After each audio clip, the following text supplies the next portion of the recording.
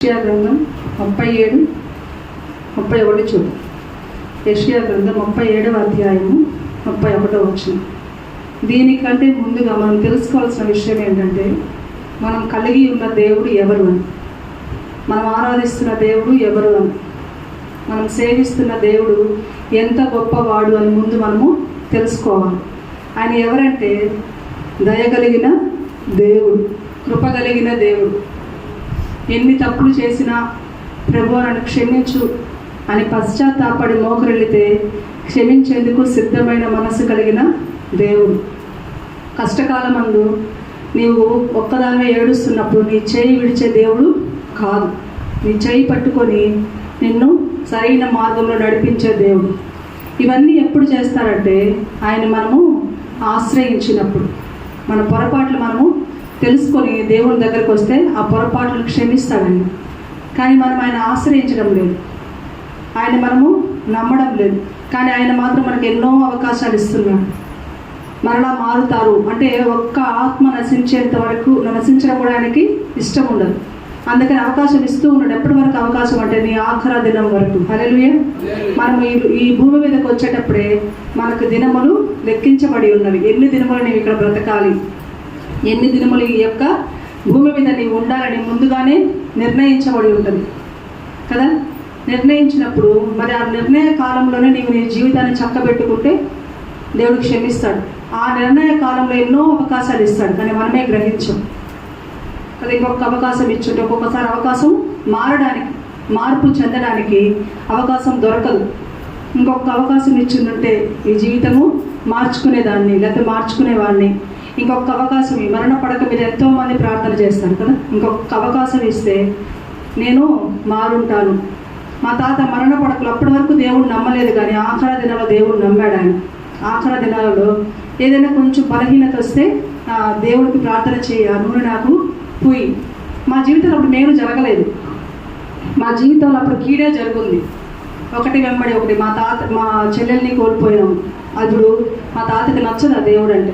అయినా కూడా ఆయన ఎందుకో ఆఖరి రోజుల్లో ఆ దేవుడిని విశ్వసించాడు. ఎందుకో ఆయన నమ్మాడు, నిజ దేవుడు అని గుర్తెరిగాడు. కానీ అవకాశం లేదు ఆయనకి. కొద్ది కాలం కానీ బ్రతికుని ఉంటే ఖచ్చితంగా ఆయన బాప్తిజం పొందేవాడు. దేవుడు ఖచ్చితంగా ఆయన ప్రవర్తన బట్టి, నీతిని బట్టి పరలోక రాజ్యాన్ని ఆయన పిలుచుకోవటం మేము విశ్వాసిస్తున్నాం. ఎందుకంటే ఆయన మంచితనం. ఆఖరి దినాల్లో నమ్మే అవకాశం లేదైతే. మరి ఈరోజు నీకు నాకు ఎన్నో అవకాశాలు ఇస్తున్నా కూడా మనం దేవుణ్ణి విసర్జిస్తున్నాం. అవకాశం మీద అవకాశాలు. ఒక రోజు వస్తుంది, ఆ రోజు ప్రభువా ప్రభువా అని పిలిచినప్పుడు నీవెవరో నాకు తెలియదు అంటాడు.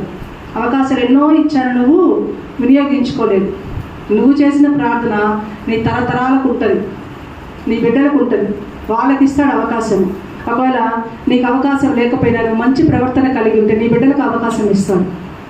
కాబట్టి ఈరోజు మనం ఒక విషయాన్ని నేర్చుకున్నాం. మనం ఎలా జీవిస్తున్నాము, మన జీవితాలలో ఎందుకు ఆశీర్వాదాలు కోల్పోతున్నాము అని ఒక చిన్న విషయాన్ని మనము తెలుసుకుందాము. మన జీవితానికి మరలా ఇంకొక అవకాశం ఈరోజు ఇక్కడ ఉన్న వాళ్ళందరూ సజీవులుగా ఉన్నామంటే దేవుని కృప. హల్లెలూయా.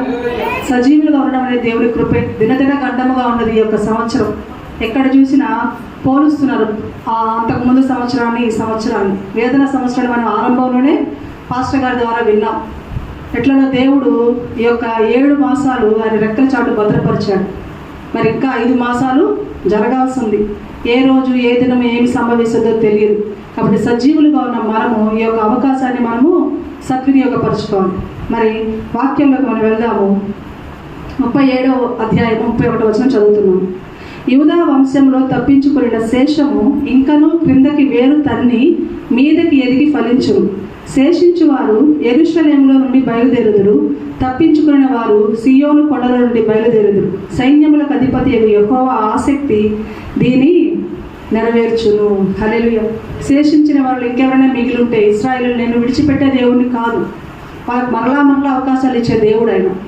వాళ్ళు ఎవరైనా మిగిలి ఉంటే వాళ్ళ వేరుని క్రిందకు తన్ని పైకి దాన్ని మొలిపిస్తాడంట. హల్లెలూయా. పైకి మొలిపిస్తే వాళ్ళని నేను ఆశీర్వదిస్తాను, వాళ్ళని విడిచిపెట్టను, మరలా అవకాశాలు ఇస్తారు. వాళ్ళు మాత్రం ఏం చేస్తున్నారు? ఎన్ని అవకాశాలు ఇచ్చినా విసర్జిస్తూనే ఉన్నారు.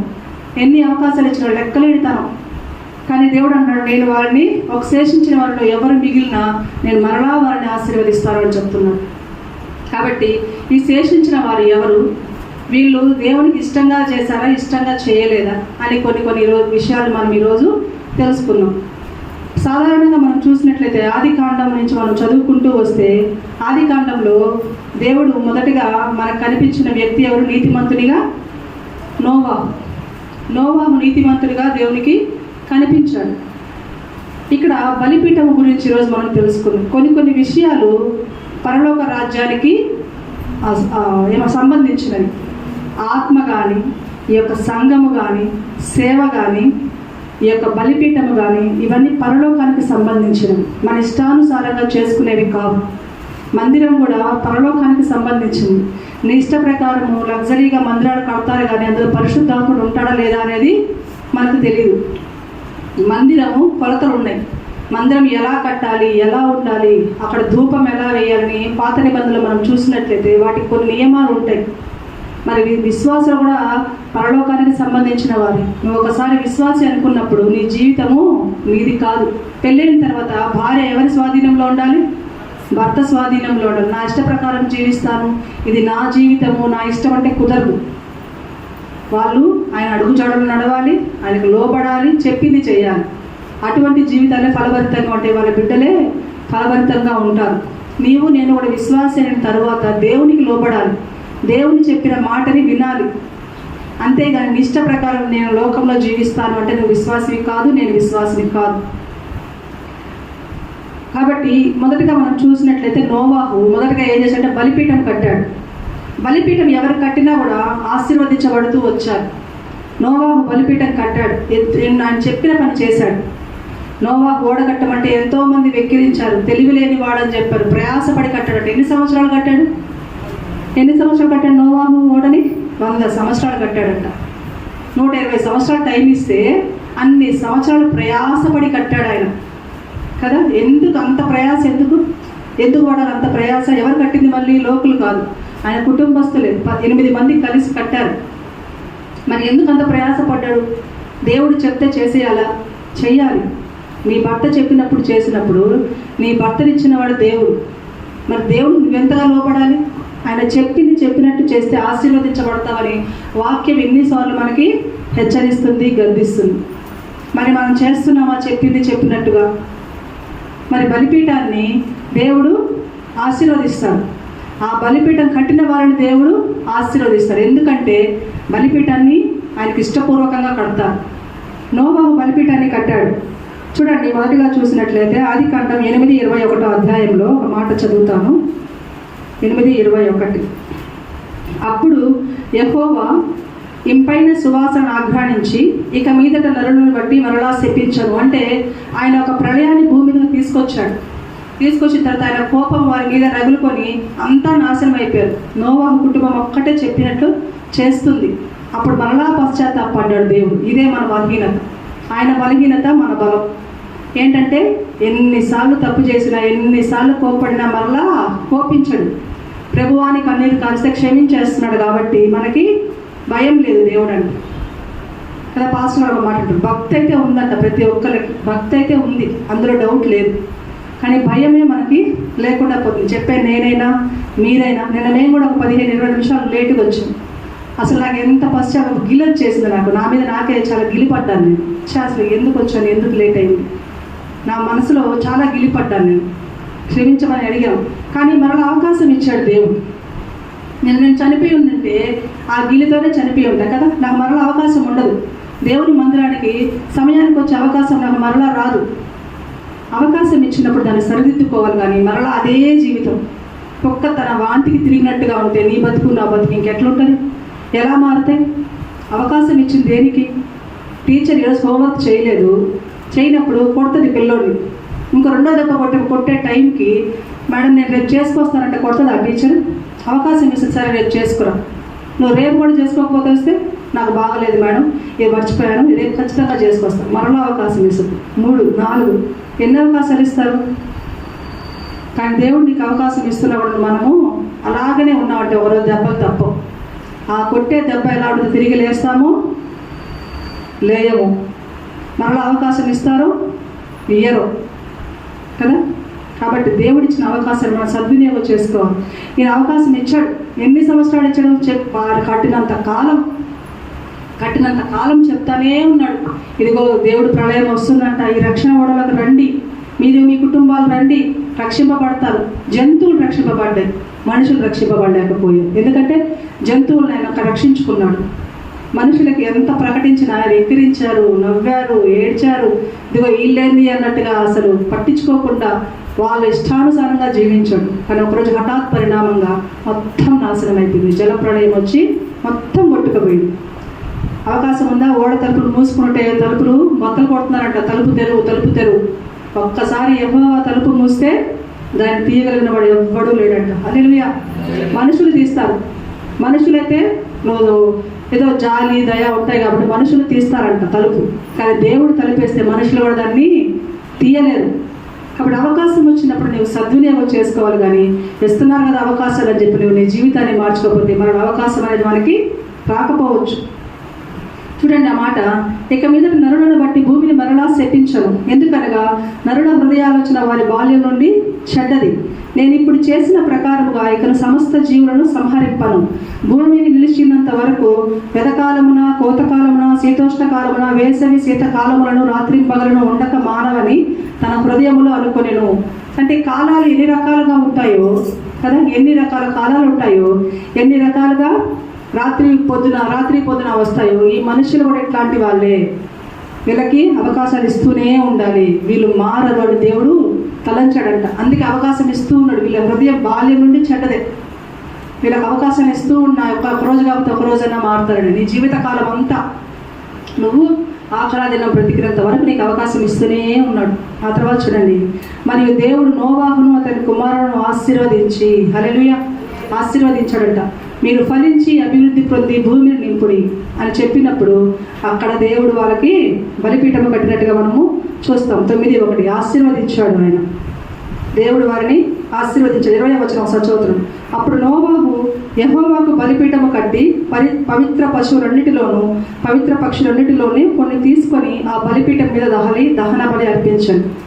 ఈయన ఎప్పుడైతే బలిపీఠం కట్టి ఆ యొక్క దహన బలిని అర్పించాడో అప్పుడు దేవుడు అతని కుటుంబాన్ని, అతని కుమారులని అతన్ని ఆశీర్వదించి ఫలించి అభివృద్ధి పడండి అని చెప్పాడు. మరి బలిపీఠం కట్టినప్పుడు ఇక్కడ మనం ఏం చూసాము? ఆశీర్వాదం చూసాము. మీ హృదయం అనే బలిపీఠం, మన ఈ రోజుల బలిపీఠాలు లేవు. దేవుడు బలిని కోరువాడు కాడు.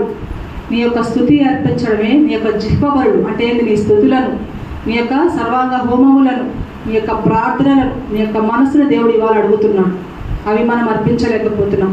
అవి అర్పిస్తే నీవు ఆశీర్వదింపబడతావు. రెండవదిగా మనం చూసినట్లయితే అబ్రహాము, చూడండి 12వ అధ్యాయం. అబ్రహాము చూద్దాం మనము. ఆదికాండము 12వ అధ్యాయం 17వ వచనం చదువుతున్నాము. అయితే 17 కాదు,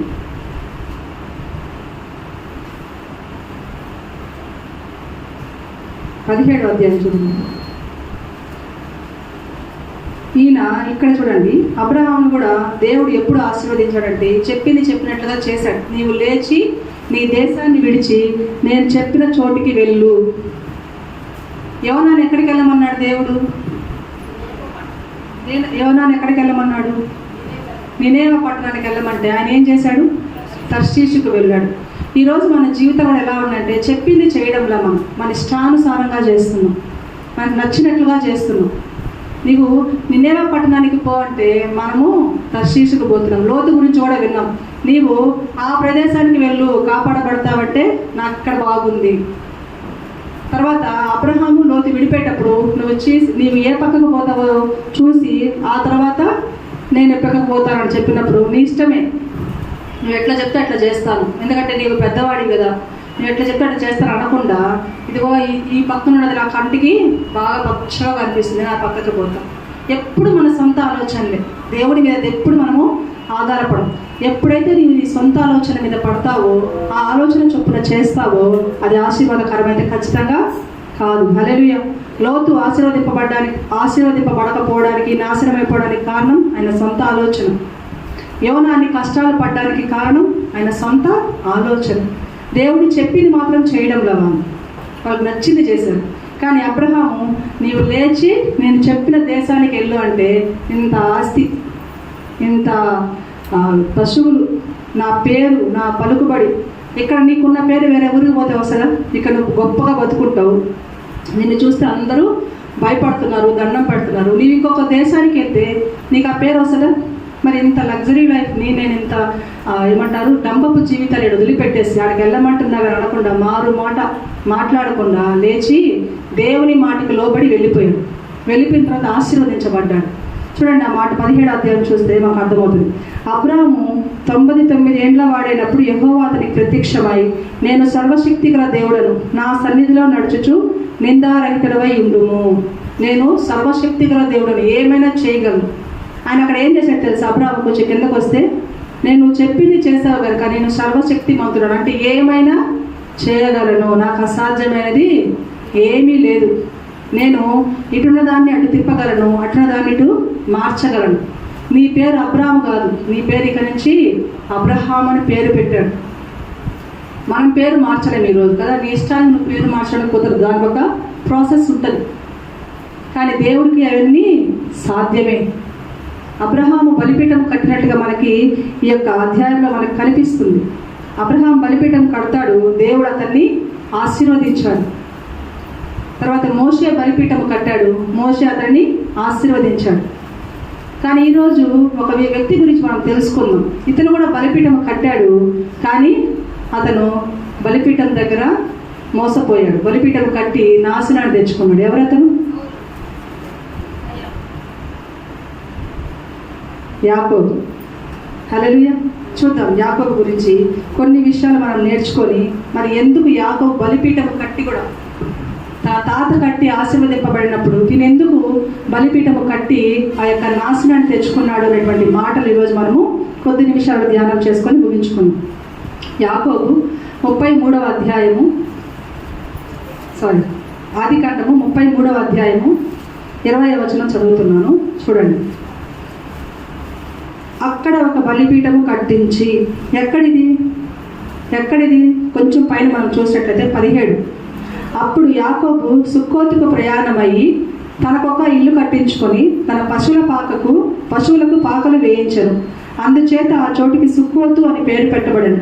అట్లు యాకోబు పద్దనరాములో నుండి వచ్చిన తరువాత కనాను దేశంలో ఉన్న షెకెమును ఊరికి సురక్షితంగా వచ్చి ఆ ఊరి ముందర తన గుడారము వేశాను.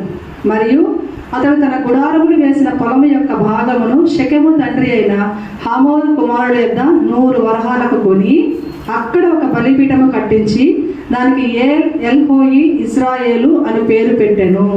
అంటే దాని మీనింగ్ ఏంటంటే ఇశ్రాయేలు దేవుడే దేవుడు, వేరొక దేవుడు పాపం చేసిన మంచి పని చెడ్డ పని. ఇప్పుడు దేవునికి పాపం డబ్బులు పెట్టి 100 వరహాలు పెట్టి ఒక స్థలము కొని ఆ స్థలంలో ఒక బలిపీఠము కడితే మరి దేవుడు వెంటనే ఏం జరిగింది? 34వ అధ్యాయంలో తన కూతురు ప్రస్తావన వస్తుంది. తన కూతురు దీనా గురించి మన అందరికీ తెలుసు. మరి దీనా పరిస్థితి ఏంటో మనందరికీ తెలుసు. దీనా చెడిపోయింది. తను చెడిపోవడమే కాక తన అన్నలని హంతకులుగా మార్చేసింది. మరి బలిపీఠము కట్టిన తర్వాత ఎందుకు దేవుడు ఈ యొక్క యాకోబు జీవితంలో ఈ యొక్క నాశనాన్ని తీసుకొచ్చాడు, ఈ యొక్క కష్టాన్ని పెట్టాడు, ఈ యొక్క బాధని పెట్టాడని ఆలోచిస్తే, ఈయన పోవాల్సింది ఎక్కడి నుంచి వచ్చాడు? యాకోబు ఎక్కడి నుంచి వచ్చాడు? తన పితరుల దేశం నుంచి వచ్చాడు. తన పితరుల దేశం నుంచి వచ్చి తన మామ దగ్గర కొలువు చేసి తను పెళ్లి చేసుకొని పిల్లల్ని కానీ నాకు సెలవిస్తే నేను మరలా తిరిగి మా వాళ్ళ దగ్గరికి వెళ్ళిపోతాను అని చెప్పి బయలుదేరినప్పుడు దేవుడు వాళ్ళకి తోడుగా ఉన్నాడు. పెనుగులాడాడు, ఆశీర్వాదం పొందుకున్నాడు. తర్వాత నేను ఏశావుకు భయపడుతున్నానని చెప్పినప్పుడు ఏశావు మనస్సు మార్చి ఏశావు ఎదురు కానుకలు ఇచ్చేంత పరిస్థితిని తీసుకొచ్చాడు దేవుడు. మరి అంత చేసిన దేవుడు మరి ఈ విషయంలో బలిపీఠం కట్టిన తర్వాత ఎందుకు చెప్పించాడంటే, ఈయన ఎక్కడికి పోవాలా? బేతేలుకు పోవాలా, ఆయన స్వదేశానికి పోవాలా. పోకుండా సుక్కోతులో బలిపీఠం కట్టాడు. ఇక్కడ మనం అర్థం చేసుకోవాల్సిన విషయం ఏంటంటే, కొన్ని సందర్భాల్లో దేవుడు చెప్పింది మనము చేయము. దేవుడు బలిపీఠం కట్టమని చెప్పాడా? ఆ ఊరిలో నిన్ను ఆశీర్వదించాడా? కొన్ని ఆ ఊరిలో నీకేమైనా సంతోషాన్ని ఇచ్చాడా? ఆ ఊరిలో నీకేమి ఇచ్చాడు? బాధను మిగిల్చాడు, నీకు భయాన్ని పుట్టించాడు. నీ కుమారుడు హంతకు లేపారు, వాళ్ళని ఎక్కడ ఈరోజు చంపేస్తారో, నా కుటుంబం మీద వచ్చి వీళ్ళు ఎక్కడ పడతారో, నన్ను ఎక్కడ చంపేస్తారో, నా కుటుంబాన్ని ఏం చేస్తారో అని భయాన్ని పుట్టించాడు. మరి ఆ బలిపీఠం కట్టిన తర్వాత నాశనం ఎందుకు వచ్చారు? దేవుని చిత్తము కాదు. కొంతమంది ఉంటారు, వాళ్ళు తిరిగి వాళ్ళ స్వదేశానికి వెళ్ళాలి, కానీ వెళ్ళరు. స్వదేశానికి వెళ్ళకుండా ఎక్కడ నచ్చితే అక్కడ ఏ మందిరం, నీవు ఏ మందిరంలో బలిపీఠం కట్టాలి? నీ యొక్క హృదయాన్ని ఎక్కడ అర్పించాలి? నీ యొక్క స్తుతి ఎక్కడ అర్పించాలి? నువ్వు నీ స్వదేశంలో, అంటే నీ తల్లి సంఘంలో నీవు ఉండాలి. నీ తల్లి సంఘంలో నీవు నీ బాధని చెప్పాలి. నీ తల్లి సంఘంలో నీవు ప్రార్థన హోమాలని అర్పించాలి. అంతేగాని నీ ఇష్టం వచ్చినట్టుగా నీ ఇష్టమైన మందిరానికి వెళ్ళి, నీ ఇష్టమైన చోటికి వెళ్ళి నేను బలి అర్పిస్తాను, నేను ప్రార్థన చేసుకుంటానంటే దేవుడు మెచ్చుతాడా? మెచ్చడు. ఈరోజు యాకోబు చేసిన పని అదే. నేను నా స్వదేశానికి వెళ్తాను, నాకు తోడుగా ఉండి నన్ను నా స్వదేశాన్ని నడిపించు అంటే తోడుగా ఉన్న దేవుడు ఆ యొక్క సమయంలో ఎందుకు వదిలేశాడు అంటే, నీవు బలిపీఠాన్ని ఎక్కడ కట్టావు? నీ స్వదేశంలో దేవునికి పరిశుద్ధంగా కట్టాల్సిన బలిపీఠని నీకు వేరే ఊర్లో కడితే దేవుడు అది మెచ్చుతాడు? నచ్చడు. సమస్యలు ఈరోజు నీ జీవితం నా జీవితం కూడా అట్లానే. దేవుని చిత్తంగా నువ్వు జీవిస్తున్నావా? దేవుని ఇష్ట ప్రకారంగా నువ్వు జీవిస్తున్నావా అని మనం ఒక్కసారి ప్రశ్న వేసుకోవాలి. మనం వెళ్తున్న మందిరం దేవుడు చూపించిందేనా? ఇది దేవునికి ఇష్టమేనా? ఈ సేవ దేవునికి ఇష్టమేనా? ఇదిగో నేను జీవిస్తున్న ఈ జీవితం దేవునికి ఇష్టమేనా? ప్రతిదీ మనం ఆలోచించుకోవాలి. అంతేగాని మన ఇష్టానుసారంగా మన ఇష్టమైన ఆలోచనలు చేసి మన ఇష్టం వచ్చినట్టుగా ఎక్కడ పడితే అక్కడికి వెళ్ళిపోతే అది నీకు ఆశీర్వాదం కాదు. నీకు ఒక స్వదేశం ఉంది. నీవు 6 రోజులు ఎక్కడ ప్రయాణం చేసినా 7వ రోజు నీ స్వదేశానికి రావాలి, నీ తల్లి సంఘానికి రావాలి. నీ స్తుతి హోమములు, నీ ప్రార్థన యాచనలన్నీ అక్కడే అర్పించాలి. అప్పుడే నీకు ఆశీర్వాదం. అంతేగాని ఎక్కడ పడితే అక్కడ చేస్తాను. కొంతమంది అంటారు కదా, ఎక్కడైనా కూడా సంఘమే కదా, ఎక్కడైనా ప్రార్థనే కదా. కదా, సేవకుడు ఎక్కడ చెప్పిన వాక్యమేనా కాదా?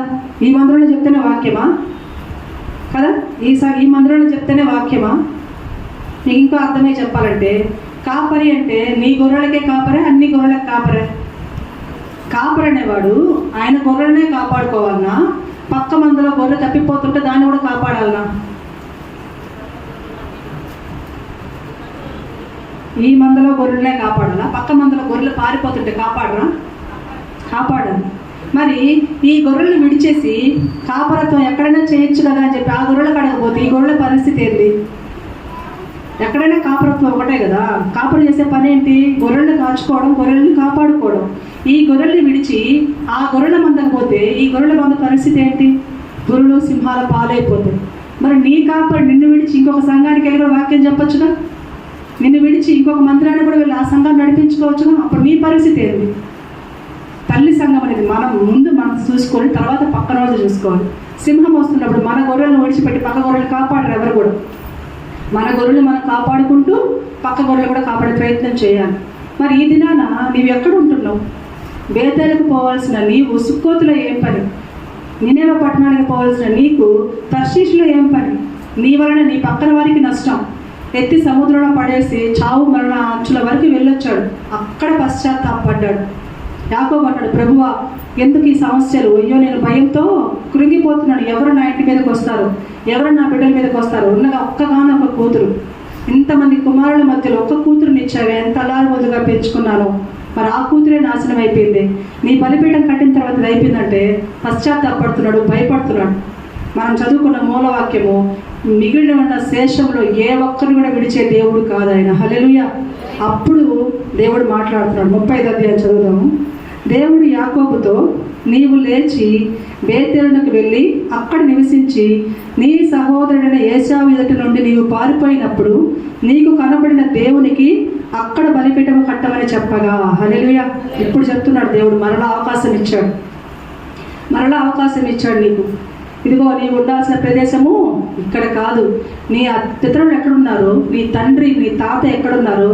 నీవు ఏశావును విడిచి పారిపోయి వచ్చిన తర్వాత నీవు మరలా ఎక్కడికి పోవాలో అక్కడికి వెళ్ళి అక్కడ బలిపీఠము కట్టు. హల్లెలూయా. ఈరోజు నీ ఇష్టానుసారంగా బలిపీఠాలు ఎక్కడ పడితే అక్కడ కట్టడానికి కుదరదండి. నీకు ఒక మందిరం ఉంది, నీకు ఒక స్థలం ఉంది. ఆ స్థలంలోనే బలిపీఠం కడితే అక్కడే ఆశీర్వదింపబడతాం. మనకు కనిపిస్తుంది ఇక్కడ కొన్ని. నోవహు మొదటగా బలిపీఠం కట్టాడని. బలి అర్పించాలంటే ఏముండాలి? బలిపీఠం ఉండాలి. కానీ మొదట్లోని కయ్యూని హేబేలు కూడా బలి అర్పించినట్టుగా మనకి కనిపిస్తుంది. కానీ అక్కడ బలిపీఠం ఉన్నట్టుగా రాయబడలేదు. కానీ బలి అర్పించారు అంటే అక్కడ బలిపీఠం ఉన్నట్టే. ఎవరి బలి దేవుడు అంగీకరించాడు? హేబేలు బలి అంగీకరించాడు. ఎందుకంటే హేబేలు దేవుడు చెప్పిన బలిని తీసుకొచ్చాడు, కయ్యూను తన ఇష్ట ప్రకారమైన బలిని తీసుకొచ్చాడు. తన ఇష్టమైన చేసింది ఏది కూడా దేవుడు ఆశీర్వదించాడు. హేబేలు దేవుని ఇష్ట ప్రకారం చేశాడు కాబట్టి అది అతనిని ఆశీర్వదించాడు, అతని పక్షాన్ని దేవుడు నిలబడ్డాడు. ఈరోజు నువ్వు కూడా దేవుని ఇష్ట ప్రకారమే ఏం చేయాలి, బలి నేనేం బలి ఇవ్వాలి అంటే మనకు ఒక డౌట్ వస్తుంది కదా, నేనేం బలి ఇవ్వాలి నాకు తెలియదంటే దేవుని మాట వినడమే బలి అర్పించడం, దేవుని మాటకి లోబడమే, దేవుని మాట చొప్పున ప్రార్థన చేయడమే, దేవుని మాట చొప్పున ప్రవర్తించడమే, దేవుని ప్రేమను నీవు కనపరచడమే. ఇంతకు మించి ఆయన ఏమి కోరుకోవడంలో మనం ఒకటి చూసినట్లయితే దేవుడు యాకోబుతో ఏమన్నాడు, నేను చెప్పిన చోటుకి వెళ్ళి బలి కట్టించడం. ఆయన చేసిన పని చూడండి. మరి అంతకుముందు ఆ కుటుంబం కూడా ఏం మాట్లాడినట్లేదు. అదిగో సుక్కోతులో బలిపీఠం కట్టినప్పుడు ఆయన భార్యలు కానీ భార్య కానీ పిల్లలు కానీ ఇక్కడ ఎందుకున్నామని అడగలేదు. ఎందుకంటే పిల్లల్ని దేవుడు ఎదిరించినట్టుగా పెంచలా కదా. ఈరోజు నీ ఇంట్లో కూడా మీరు చేసే తప్పుని పిల్లలు తెలుసుకోలేకపోతున్నారు. ఎందుకంటే వాళ్ళకి తెలియట్లా ఏది మంచి ఏది చెడు. మాదిరి మనం ఎప్పుడు మన బిడ్డలకి మాదిరిగా ఉండాలి. అప్పుడు అంటాడు ఆయన, చూడండి 2-3వ వచనం, యాకోబు తన ఇంటి వారితోనూ తన యొద్దనున్న వారందరితోనూ మీ యొద్దనున్న అన్య దేవతలను పారవేసి. అప్పటి వరకు పారవేయల. ఇప్పటికీ మన హృదయాల్లో పెట్టుకున్నటువంటి ఆ కుళ్ళు, కుతంత్రాలు, వేషధారణలు, మాట వినకపోవడాలు, లోపడకుండా ఎన్ని ఇంకా మన హృదయంలోనే ఉన్నాయి. అవన్నీ తీసి పారవేసి మిమ్ముని మీరు పరిశుద్ధపరచుకొని మీ నీచ వస్త్రాలు, పాప వస్త్రాలు, మీ మరణ వస్త్రాలు అన్నీ విడిచిపెట్టి తొలగించి మార్చుకొనిడి. మనము లేచి బేతేలుకు వెళ్ళదుము. హల్లెలూయా. మనము లేచి మన మందిరానికి వెళ్తాం. మీ ఇంట్లో బిడ్డలు ఉంటాయి, నేను ఆ మందిరానికి పోతా, ఈ మందిరానికి పోతా, భర్త ఒక మందిరానికి, భార్య ఒక మందిరానికి, అత్త ఒక మందిరానికి, కోడలు ఒక మందిరానికి. మీ ఇష్ట ప్రకారం పోవడానికి కుదరదు. అటు పోయే వారికైతే ఆశీర్వాదాలు ఉండవు అని ఖచ్చితంగా బైబిల్లో సెలవిస్తున్నాడు. కయ్యూను బలి అర్పించకపోవడానికి అదే ఇష్ట ప్రకారం ఎందుకైతే మనం చేస్తామో అవి ఆశీర్వాదము కాదు. దేవుని మాట చొప్పున చేస్తేనే అది ఆశీర్వాదం, నీకైనా నాకైనా మన కుటుంబాలకైనా. అప్పుడు వాళ్ళు ఏం చేశారంట, నా శ్రమ దినమున నాకు ఉత్తరం ఇచ్చి నేను వెళ్ళిన మార్గమున నాకు తోడై ఉన్న దేవునికి బలిపీఠము అక్కడ కట్టదని చెప్పారు. ఇప్పుడు వచ్చింది తెలివి యాకోబుకి. నా శ్రమ దినాలు నాకు తోడై ఉన్నాడు. ఇదిగో నా అన్న నుంచి నేను పారిపోయినప్పుడు, నా అన్నని ఎదుర్కోవడానికి నాన్న నన్ను చంపడానికి వస్తున్నప్పుడు నా శ్రమ దినంలో నాకు దేవుడు తోడై ఉన్నాడు. ఆ తోడైన దేవునికి నేను అక్కడే బలిపీఠం కడతాను, ఇక్కడ కట్టడానికి వీలు లేదు అని చెప్పి బయలుదేరారు. అప్పుడు వాళ్ళు ఆనిదేవులన్నీ తీసివేసినట్టుగా యాకోబు మాటకు లోబడినట్టుగా మనం చూస్తాం. ఆ తర్వాత మనం కనుక 9వ వచనంలో చూస్తే, ఇంకా చూడండి 5వ వచనం కూడా చదువుతాను. వారు ప్రయాణమై పోయినప్పుడు దేవుని భయము వారి చుట్టూనున్న పట్టణముల మీద ఉండని కనుక వారు యాకోబు కుమారులను తరమలేదు. మరి దీనాను చంపిన తర్వాత వీళ్ళ అన్నదమ్ములందరూ వెళ్ళి అతన్ని చంపేసిన తర్వాత వాళ్ళందరూ కాసుకున్నారు, ఎప్పుడెప్పుడు వెళ్ళి చంపదామా. అందుకే యాకోబుకు భయం, ఎవరు మా ఇంటిని ముట్టడి వేస్తారు, ఎవరు నా కుటుంబం మీదకి వస్తాడు భయపడుతున్న సమయంలో దేవుడు చెప్పినట్టుగా చేశాడు కనుక ఆయన ఏం చేశాడంట, ప్రయాణం అయిపోతున్నప్పుడు సన్నిధి దూతని ఎప్పుడు వాళ్ళ చుట్టూ దేవుడు తోడుగా ఉంచాడు. ఆ యొక్క భయాన్ని ఆ పట్టణస్థులకి చూపించాడు దేవుడు. నీకు కనపడకపోవచ్చు, ఈరోజు నీకు అర్థం కాకపోవచ్చు. నీవు దేవుని మాట ప్రకారం చేస్తే నీ చుట్టూ నీ ఒంటరిగా ఉన్న నీ చుట్టూ ఎప్పుడు సమూహం ఉంటుంది. హల్లెలూయా. ఎప్పుడు సమూహం ఉంటుంది. అది అవతల వాళ్ళకి భయాన్ని పుట్టిస్తుందంట. ఒక్కరు కూడా యాకోబు కుమారుడని తరమలేదంట.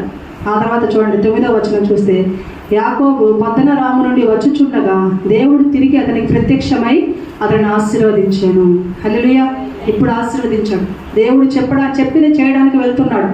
ఇదిగో నేను బేతేలులో బలిపీఠం కట్టడానికి వెళ్తున్నా, నన్ను దేవుడు ఎక్కడైతే ఆశీర్వదించాడో నేను మరలా ఆ చోటుకే వెళ్ళి బలిపీఠాన్ని కట్టబోతున్నానని బయలుదేరినప్పుడు ఆ చుట్టుపక్కల వాళ్ళకి భయాన్ని పుట్టించాడు.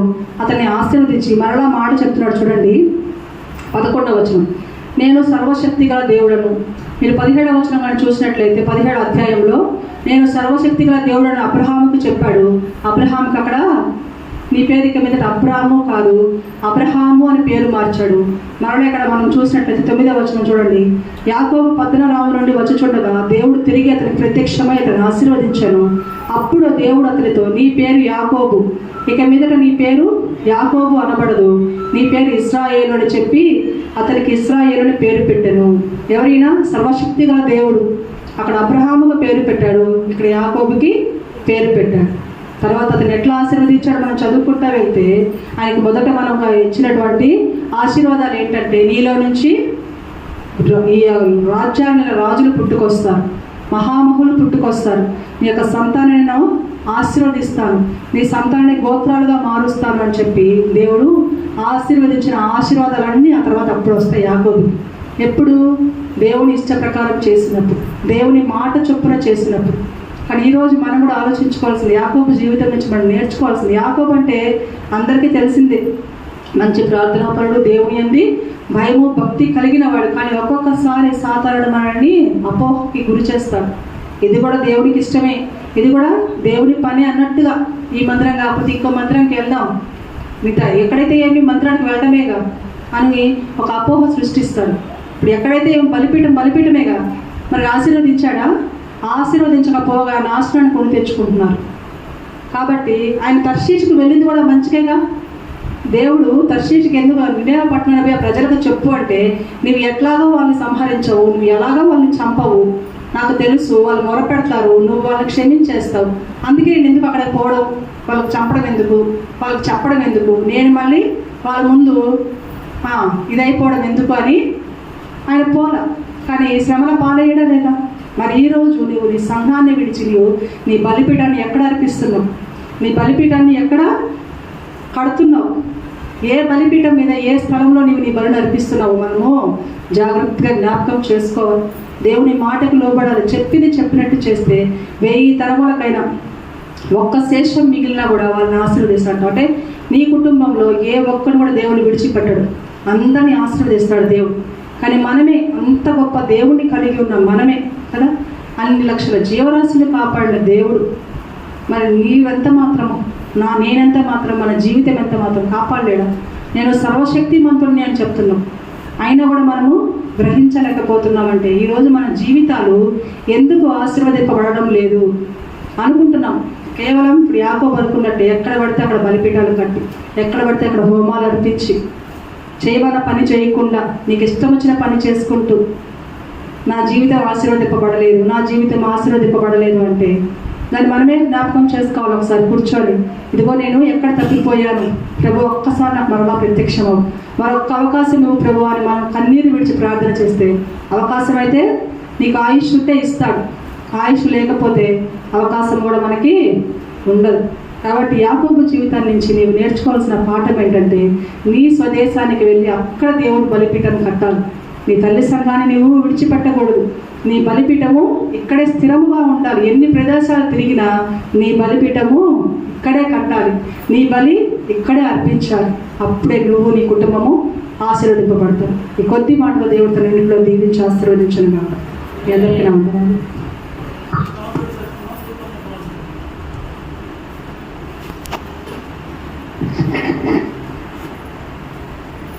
స్తోత్రం, స్తోత్రం, పరిశుద్ధుడు.